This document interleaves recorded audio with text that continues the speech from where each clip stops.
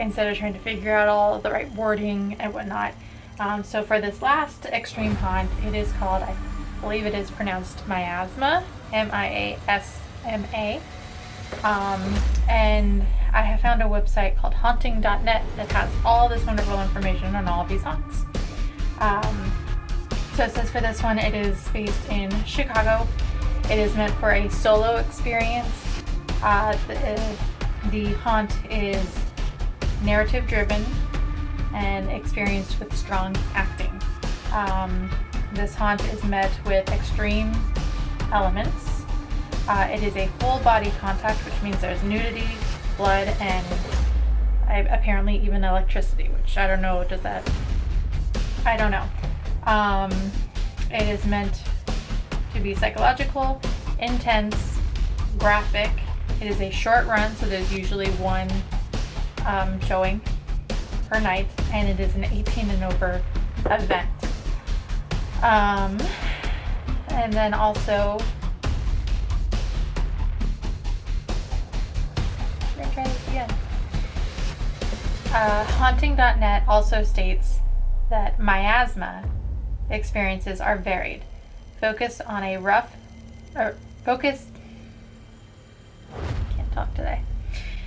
focusing on a range of dark personal topics to immerse guests into the narrative. Former experiences focused on greed, guilt, heartbreak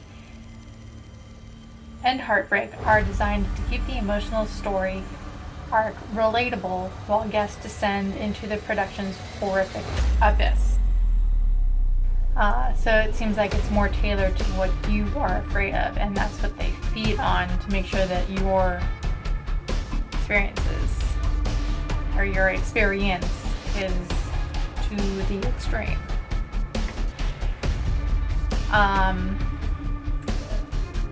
It also says that this haunt isn't for everyone.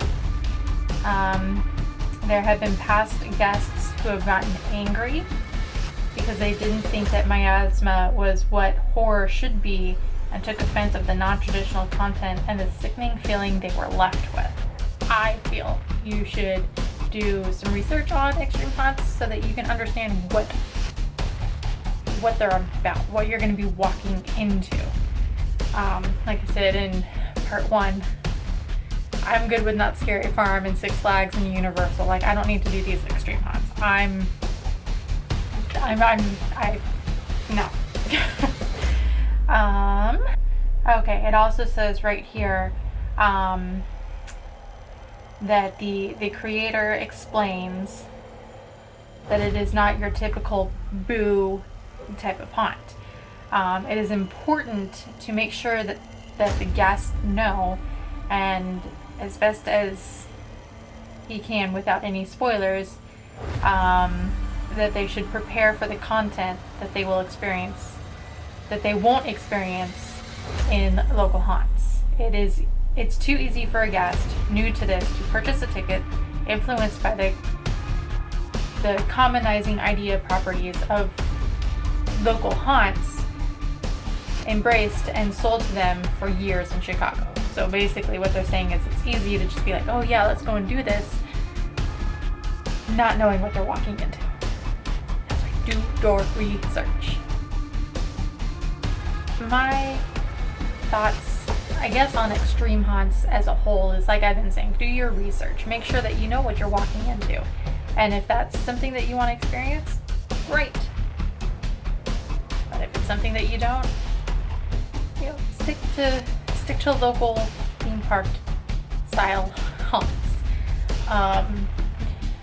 And I know I said in part 1 that I would be asking friends and family,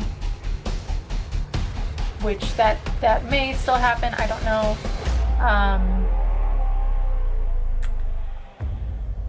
I gotta find some willing participants to share their opinion on camera, because I know talking to a camera by yourself isn't easy.